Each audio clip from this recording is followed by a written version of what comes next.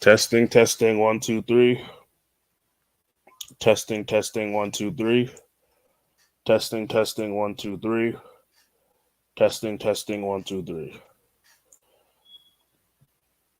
Testing, testing, 1, 2, 3. Testing, testing, 1, 2, 3. Testing, testing, 1, 2, 3. Testing, testing, 1, 2, 3.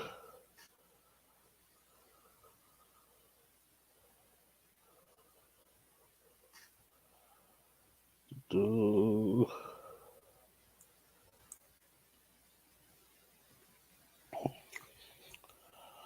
All right, I'm gonna let a little bit more people matriculate in, and we're gonna have a conversation about some non-gender specific shit. Because as you know, the whole gender war shit is very it's not entertaining for me.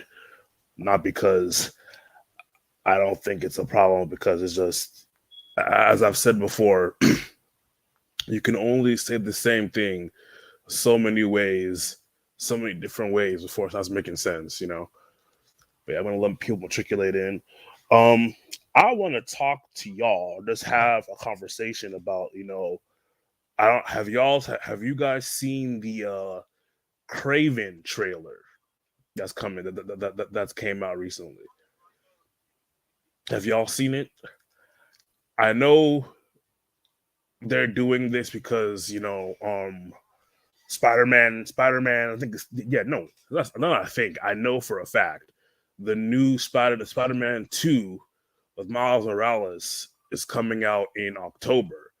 So I know that's the main reason why they're dropping the Craven trailer now with the movie, right? And that trailer, honestly, that trailer has the same problem that a lot of modern films have today, where they essentially tell you what the movie is in the trailer. Like that was the same issue with the Flash. If you watch the Flash trailer, you watch the entire movie already. Because the best parts of the Flash weren't even the Flash. The best parts of the Flash were Michael Keaton reprising his role as Batman, and the fact that Supergirl looked fine as hell, right? Like the best parts of the Flash weren't even the Flash, which is why the Flash right now, even though Flashpoint is the single greatest story within all of comics, the movie is doing horrible in the box office. I think it just barely cracked 60 million. You know, Supergirl was, forget Flash. Supergirl looks sexy. Like, and I'm pretty sure she's probably like, I want to assume she's some type of Middle Eastern, because she had that oven brown skin, looking scrumptious. You know, but that aside, if you watch the trailer, the trailer for the Craven movie, you'll notice two things immediately. One, they got the same guy that plays delicious, delicious, yum, yum, yum, yum, delicioso, delicious.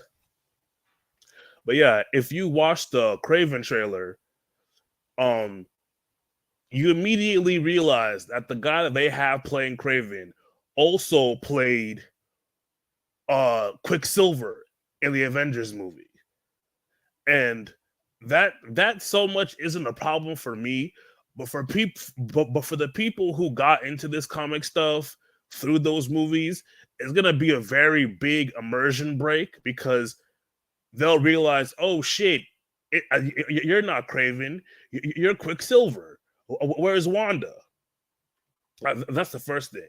The second thing, if you watch the trailer, the kid doesn't even speak.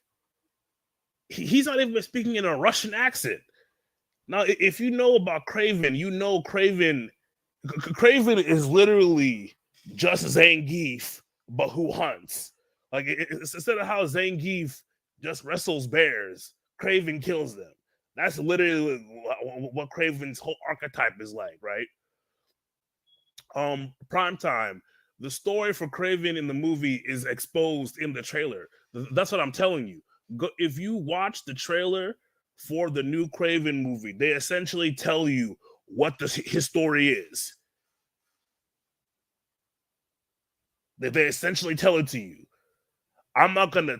Look. I'll give you a warning to go and watch it for yourself before I talk about it, so you'll have the context. But if you watch the Craven movie, it's the same. If you sorry, not the Craven movie.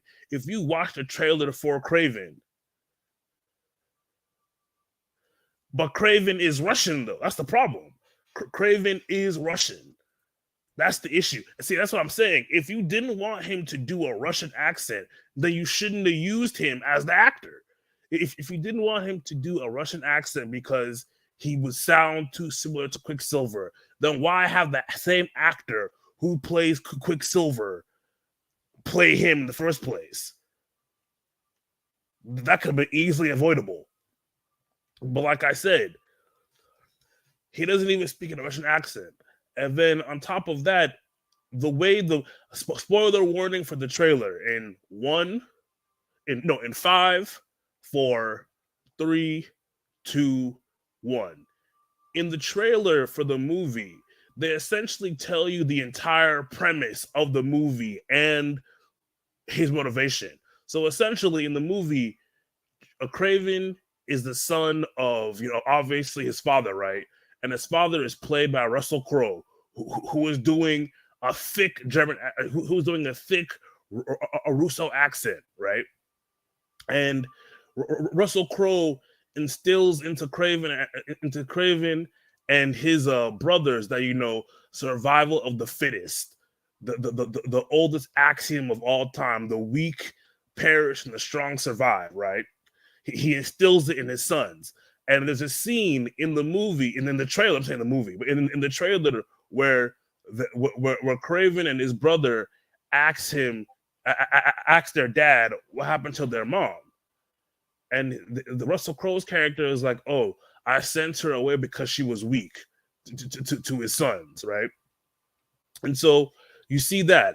And then there's this other scene where Craven and his dad are out in the safaris hunting, and a lion is on the prowl, going to attack Craven, and his dad is like, shoot, and Craven doesn't, and the lion pounces on him, tears him up, and essentially leaves him on death's door.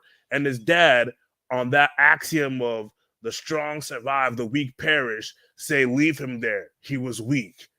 And so in the movie, they play it up as Craven has some kind of, superhuman abilities, right? And the movie, I don't keep on saying the movie, but that's how bad the trailer is, that it just tells you everything in the movie. In the trailer, it shows that in the attack where Craven got attacked by the lion, some of the lion's blood mixed in an open wound on his body. And somehow he, genetically crossbred and all this other bullshit, and now he has animal-like instincts. So now the way they tie Craven's character in the movie to how in the comics Craven was, an animal-driven character, had that animal instinct and stuff. The way they associate the two is that, when he was a kid, he was attacked by a lion, and the lion's blood mingled with his blood and gave him these, superhuman animal-like capabilities. And now then after that part, the entire trailer goes into talking about how Craven's whole storyline is that now he's trying to get back at his dad and stop his dad from doing evil shit. But unlike all other heroes, he kills. I will give the trailer and this movie that will be coming out soon as credit. They realized that you cannot have a PG-13 Craven movie. If you're going to make a Craven movie, there will be blood. Shout out to what's that guy's name? Shit, I forgot the actor's name. What is the actor who played in There Will Be Blood? What was his name? Shit, I forgot his name. He also played in Lincoln. What is that actor's name? I forgot his name. But if we're gonna make a Craven movie, there must be blood. There has to be. You cannot make a PG-13 Craven. And in the trailer, Craven is tearing through dudes, and there's blood, but the blood obviously looks CGI. Like, it's very badly animated blood. There we go. Yeah, Daniel Day-Lewis. There we go. And I'll give them that credit. They learned from the Wolverine movie, Hugh Jackman's last attempt at Wolverine before him joining up with Deadpool 3. That look, if we're gonna have a character whose entire a persona is going for the kill, you have to have blood in it. You have to have the blood there. And they incorporate the blood, but it obviously looks fake. I'm not gonna hold you. The blood obviously looks CGI, but I will say it's better to have it there than not have it there for a Craven film. But yeah, the trailer really spoils the entire movie.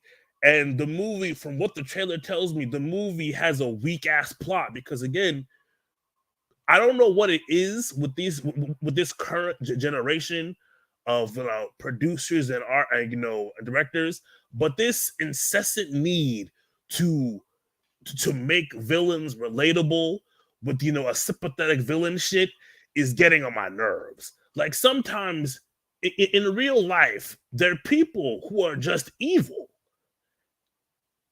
So why is it that every time I'm watching a movie, the villain has some tragic backstory that is only put there to make me understand him? Like, no, sometimes villains are villains. And the thing is that Craven really isn't even a villain. Craven is an anti-hero. So I don't even know why they're even trying this shit. Craven is an anti-hero. Multiple times in the comics, Craven has helped Spider-Man out. I don't know why they keep trying to make these sympathetic villain characters. No, he's a villain. He's an anti-hero. Let him be an anti-hero. Cut all this shit out. Let him just be an anti-hero. It's fine. It's fine to have people who just aren't good. It's okay. It's okay. Offensive. It's definitely a millennial type thing where it's like this desire to see the best in someone at all times. Like, no, sometimes people are just evil. To quote Alfred Pennyworth, sometimes there's men who just want to see the world burn. And that's okay. I mean, when it comes to movies, sometimes there's people who's like, nah, fuck it. I want to see this shit burn. And it's okay. That is okay. But all this incessant desire to make every villain a undercover good guy and shit, like, stop. You're insulting my intelligence by not just having them be evil. Like, I can take someone being evil. Hell, even with anti-heroes, I can take an anti-hero. Shit is annoying. It's annoying and lazy. Like let him be evil.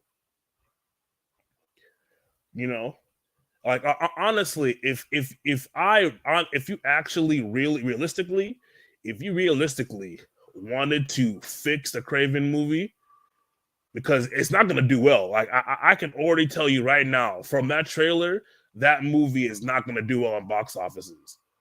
And I feel bad for the actor, because the guy who's playing Craven isn't even a bad actor. He's a very good actor, but I know for a fact that movie is not going to do well. It's not going to. It's going to be like it's going to be essentially as bad as all of Phase 4 of Marvel movies have been. Mediocre.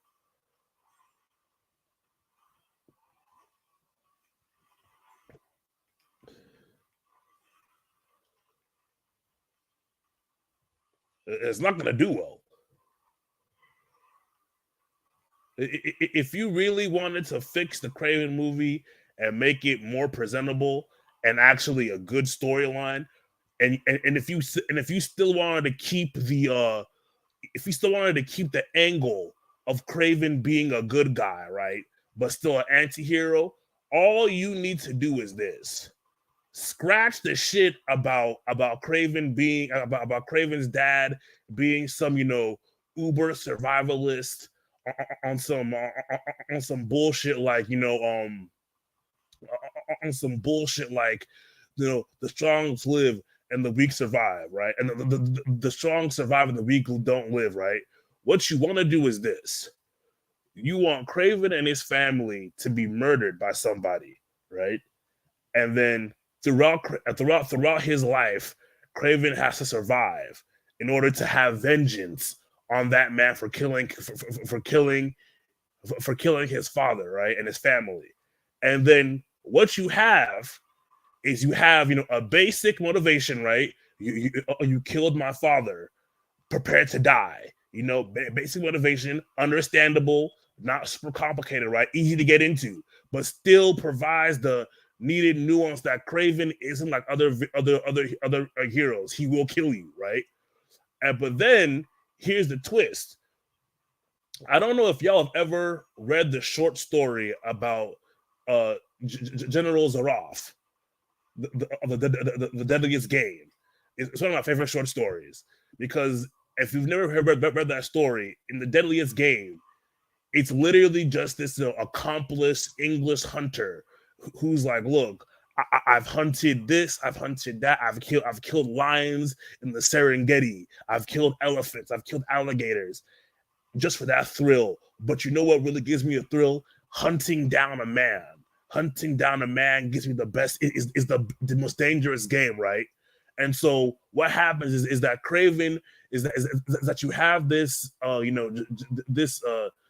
General Zaroff character, right, hosting an event to come to his island and to see his exhibits of naturally of near extinct animals, right? And Craven is like, this is my chance to get him. So Craven goes there under an alias as a reporter or some shit like that. But the real goal is to kill Zaroff, not kill Zaroff, but kill the Zaroff character for killing his family, right? And the guy who's playing the Zaroff villain, right? He's like, oh, I remember you. Killing your father was a delight and all this the bullshit. And in the midst of the movie, what happens is that Craven has to put is being put on the spot. It's like, hey, look, do you give up your chance for vengeance to save these other people throughout the entire movie of trying to kill him, or do you succumb to your instincts as an animal and say, no, I have to survive so I can kill you? And in the end, he kills Zaroff, right? But in the end, Zaroff's whole plan was to find somebody to take his mantle as the hunter through killing him, and he bestows that onto Craven. So that would explain Craven's anti-hero status. It would also explain how Craven. It would also explain how Craven came into the wealth he does, because in the comics, Craven is rich as fuck. In the comics, like, he is loaded in the comics. So it would explain how Craven came into the wealth and power that he has in that universe. And then it would also explain Craven's mentality about being a survivalist, that the weak perish, the strong survive and the weak perish, because he himself has had to live through that axiom to prove his existence. He's had to do that. So then it would all culminate in him killing Zaroff, and Zaroff is like, yes, be the animal that you were born to be. Take your vengeance. This is your first hunt. Right? And let that guy that killed his dad be the first time Craven's ever killed anybody. So it'll be Craven's first hunt. Like it was in the comics, right? And then to add the supernatural aspect, or the or the superpower aspect, or what you find out is that in a trailer cutscene, Craven finds the underground lab of Zaroff, and Zaroff's like, staff says, yes, we understand you have killed our leader, and as part of the arrangements, we are now your humble, staff and servants.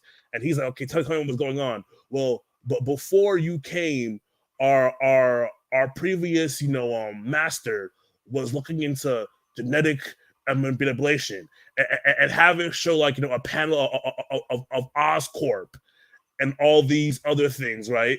And so then it leaves the trailer, you leave the credit trailer and scene ending showing us that, oh shit, this is how Craven becomes a metahuman through Oscorp stuff, which also would link him to Spider-Man, because then it's like, oh wait, so this is how Craven meets Spider-Man, because like through Oscorp. If they made the movie like that, I'm telling you, that movie would do numbers. It would do numbers. It would stay succinct to the ethos of what makes Craven Craven. It would be great. It would be great. Because I've always liked Craven's character, and I've always liked the idea. Like I said, the Most Dangerous Game is one of my top favorite stories, because it's like the idea of just the mentality of the strong survive, the weak perish, and then as a hunter, you got bored with hunting the most dangerous game and realized actually the best hunts are hunting men, are hunting people, because like people have the ability to adapt and evolve to the situation unlike any other animal, but that's just how I would do it, because the way it looks now, that movie is gonna come out and fail. It's going to come out and do dog shit numbers, and I'm gonna feel bad for that actor, because he's not a bad actor. He is not a bad actor, but Ash.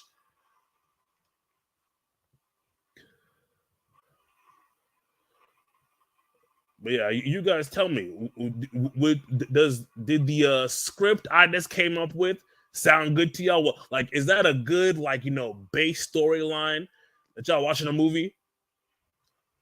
Let me see the comments. Yeah, Kraven's anti-hero. Yeah, they're essentially they ruin Venom too. They ruin Venom too with that shit. That whole likable, just like sympathetic villain shit. They ruined him with that shit too. Fucking ruined him with that shit. Like even the Carnage movie, like they made Carnage some slapstick idiot in the Carnage show. I was like, bro, Carnage. I mean, it's in the name. It's in the name. He is Carnage. Like when you hear Carnage is here, you don't start thinking about jokey fun time shit. It's, oh shit, we're in danger. A symbiote that has Spider-Man's powers, none of his weaknesses, and can overpower Spider-Man, we're in trouble. We're in trouble. We need help. But I watched that movie, and there was never a time when Carl was on that screen that I felt threatened or scared for anybody. I was like, oh, okay.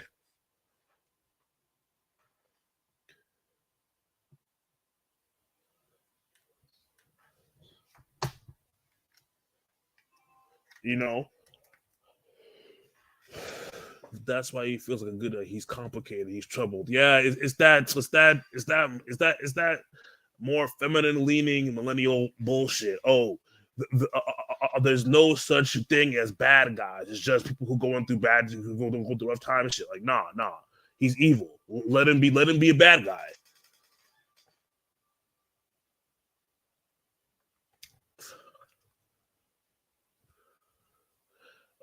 What is Pensive saying? The funny thing is, in the MCU, there's no given backstory for how Spider-Man got his powers. Kind of assume it's some Oscorp spider thing, but they never showed Oscorp or Norman Osborn to exist. Exactly. Because realistically, the only way Craven will pop off as a character is if at some point in the future he hunts down Spider-Man. And the only way you can link those two is if at the end of the movie they do, a credit trailer where they show again the what do you call it? What do you call it when I guess you would call it a screenplay? What I just came up with, yeah, screenplay. The screenplay I just came up with is probably the most succinct way you could incorporate Spider-Man and tie it and give a reason why Craven would even want to go to New York to find Peter, because with how I put it, after he kills, his villain and gets his first kill, right? He finds out through, using the vast wealth that he's now inherited via killing Zaroff. He finds out that Zaroff has been trying to, create a formula, or even better, Zaroff has been trying to recreate the Captain America Super Soldier Serum, right? But instead of using the techniques that Abraham Erskine did with his, he wants to use more animal based, I guess, genes and sciences. So then Craven takes the drug. It works, but because it was based more so on the animal genome and all that stuff, it makes him more predatory and aggressive, and it makes him give in more to that side of the hunt than he would regularly. So then that's how Craven's like, okay, now after I've taken this drug, I finally understand what Zaroff meant. Killing animals doesn't give me that thrill anymore. I need a bigger hunt. I need better game. And that's when he's like, and that's when, the inherited servants that Craven gets is like, Master Craven, we may have something for you to look at. And he shows him a picture of Spider-Man swinging in New York. It's like, prepare the chopper. And that's oh my man, Marvel, pay me, Marvel, pay me, and I can save your shit. Pay me, because that movie's gonna come out and do awful. It's gonna come out and do cheeks. That movie, it will not be good. Pay me.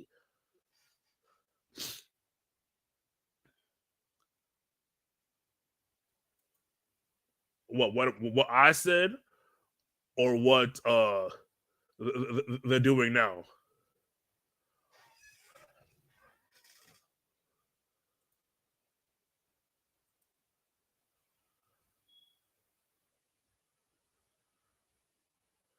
I mean, honestly, with the way that the MCU hyper focused on Tony, given that the Iron Man movies are really what broke the bubble for them as far as their income, I can see that. Yeah. What's up, D Scott? Yeah, I mean, look, when I was in high school, I took a English literature class. And one of the things that my teacher told me, her name was Jenna Gardner. She told me, is like, look, the best stories have the simplest of plots. The more you try to overcomplicate a story or try to make it sound deep or thought provoking is when you end up making a less intuitive piece of literature. Keep it simple. The more simplistic you make the plot line, the easier it is to digest. If you look at some of the highest grossing movies right now, right, ever recorded, their plots are not very complicated. Their plots are really simplistic. Like, in fact, let's look it up right now. Let's see. Let's see the top grossing films of all time. Let's see. Let me share my screen.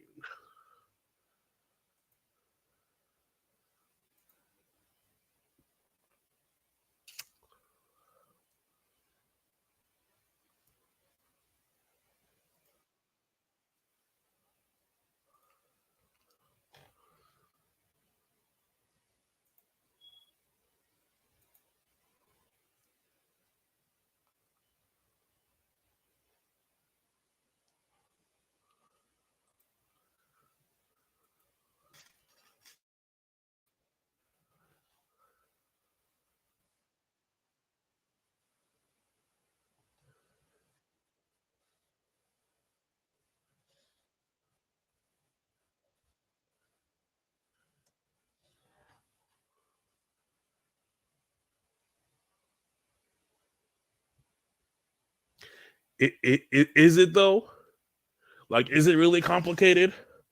The main plot of Avengers is that Thanos won. So now the everyone has to stop Thanos. Now, how that happens may be complicated, sure, but that's the main plot. The main plot is bad guy won. We have to stop the bad guy. It's not a complicated plot. Yeah, the top grossing films, lifetime grossing films, are Avatar. The Avatar movie has a very simplistic plot. The Avatar movie is literally just Pocahontas in space. Simple plot. Avengers Endgame, same thing.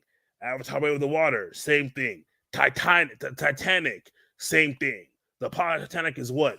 Two people across different classes meet on a once in a lifetime cruise, fall in love, and then tragically are split apart after meeting each other.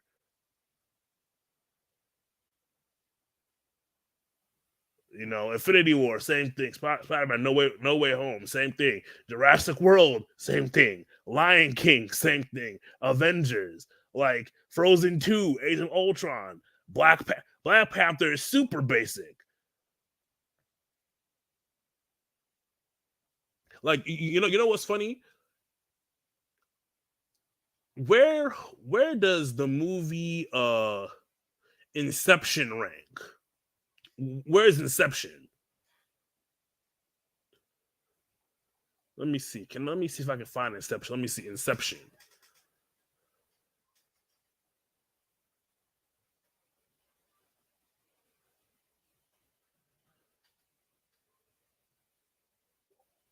What number is Inception, or did Inception not even make enough to where it would? Inception is 80 under Batman v Superman: Dawn of Justice. Like, come on, man! Like come on, come on. The more simplistic the plot, the better it does as far as being consumed.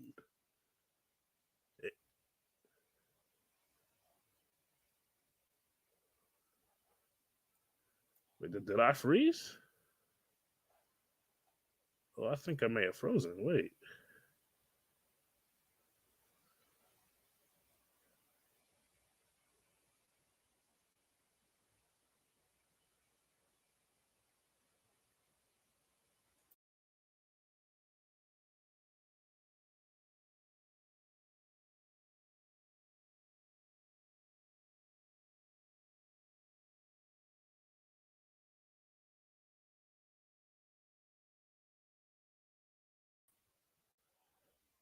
Did I glitch out, guys?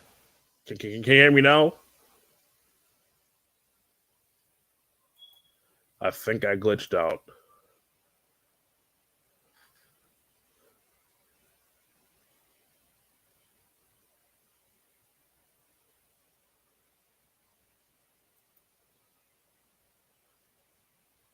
Did I glitch out on you guys? I think I glitched out on my end.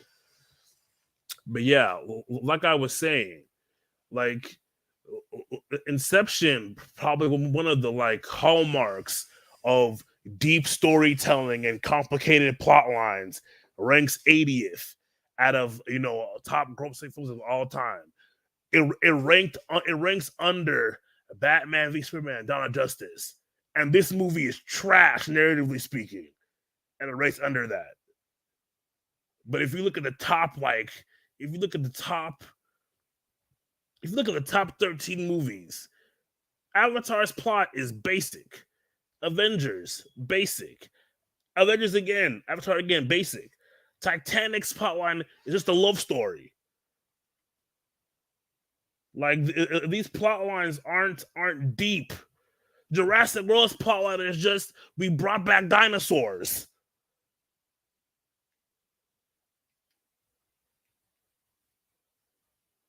Like these plot lines are not intricate, deep stories like that do well. They aren't. The Lion King is basic. Black Panther is basic. Black Panther was literally just a Lion King. Fast 7 is up here as 11th.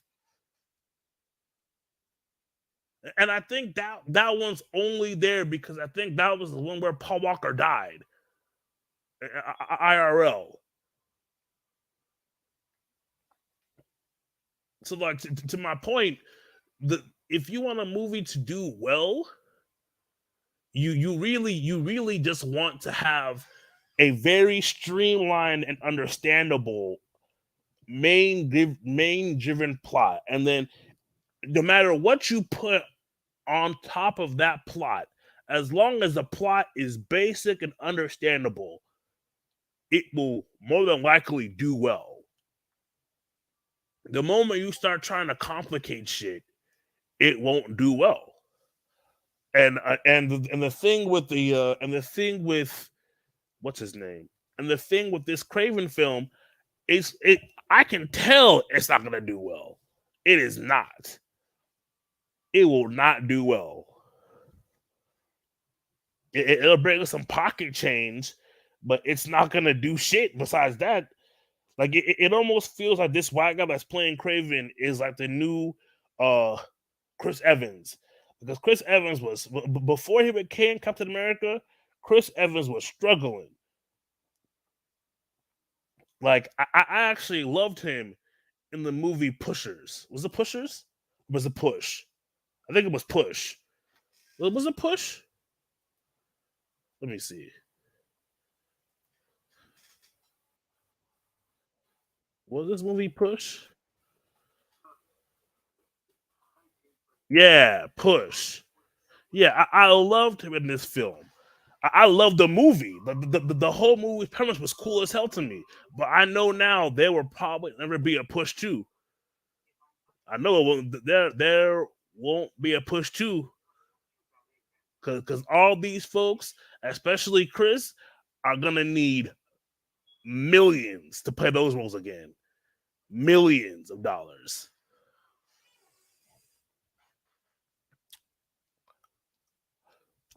But that aside, tell me what y'all think in the comments. Do y'all think that the upcoming Craven film will do well? How do y'all feel about the way the movie culture as we see it now has become so, in my opinion, predictable and pedantic? With the way these trailers are being done, you're not making me suspenseful to watch your movie. A trailer is designed in order to entice the viewer and the audience into saying, let me go watch that. It's like writing an essay. Your first sentence should be what hooks the person in. I forgot what they call it in literary terms, what that first sentence is. You know what's funny? You're actually right. And I didn't even think of Morbius because, yeah, Morbius is a great example of this whole, trying to make a sympathetic villain character and they're failing, because Morbius, again, is another anti-hero. Like he is not a good guy, you know. So Morbius is another example of that. That is a great point, Pensive. Damn, it just might get memed like Morbius. Shit, that's crazy. Wow, that's crazy. Yeah, that is so fucked up because you're actually right. It just might get memed to fucking death. It just might get memed to death. That's oh damn. And I actually like that actor too. I actually did like that actor. That's unfortunate. That's so unfortunate for him. Shit. I don't know if he's gonna get any work after this shit because like it's also how are y'all feeling about video games right now?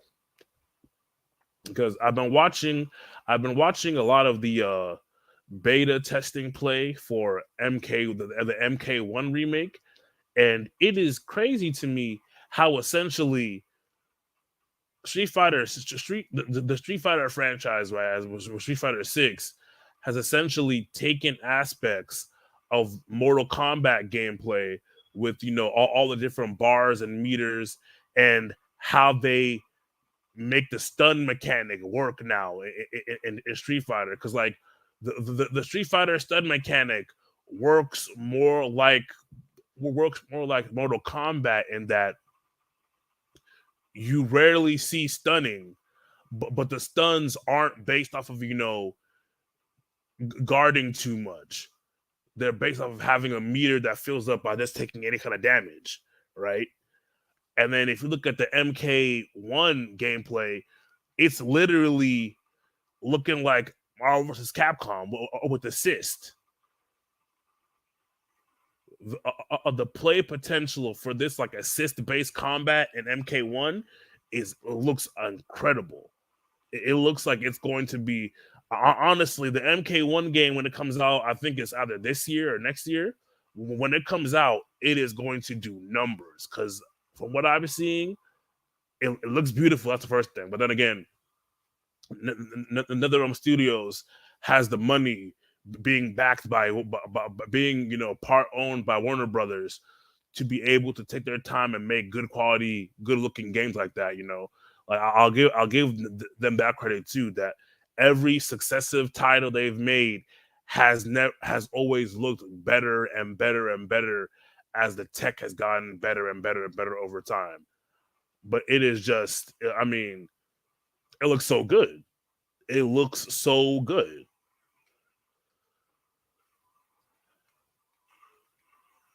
If y'all want to come up and talk, I'm going to put the link in the chat. If not, I'm going to end the stream early. I got work tomorrow in the morning, but I wanted to come in and chat with y'all about some other stuff besides why single mothers are trash. Yeah, I'll put the link in the chat. If anyone wants to come up and chat, come up. If not, have a great night, great weekend. Y'all stay safe. And don't forget to like, comment, and share the video. Thank you to all two of my concurrent viewers, whoever y'all are.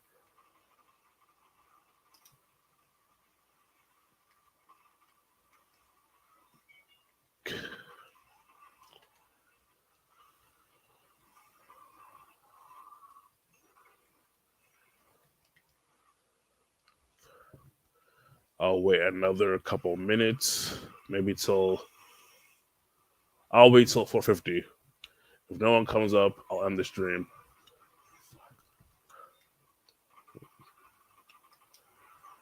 Yeah, I have to go back and start editing these videos out too.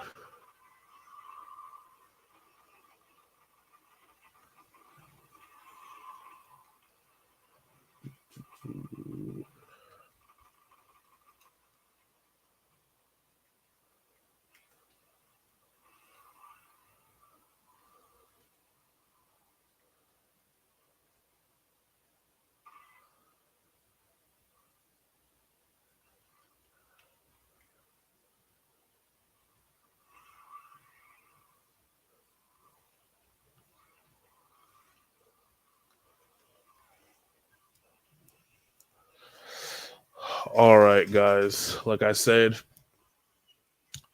appreciate y'all coming through. Oh, there's new Cyberpunk DLC. I didn't hear about that. I'll look into it definitely. Yeah, I don't have the game because again, I refuse to keep buying broken games on release. So I didn't buy Cyberpunk, and I'm glad I didn't because it barely worked on console apparently when it first came out, and it no correction, it didn't work on console when it first came out, and then it barely worked on PC when it first came out. So I don't have the luxury of spending I don't have the luxury of spending $60 to $100 on broken shit. But no, yeah, I'll definitely look into the Cyberpunk DLC. I've actually been looking into a lot of the lore about Cyberpunk, and it has some great lore. It has some really good lore actually. Very enjoyable. But yeah, nevertheless, guys, appreciate everybody that came through and watched. Appreciate the comments. Shout out to Lion, Pensive, D. Scott, and the usual suspects.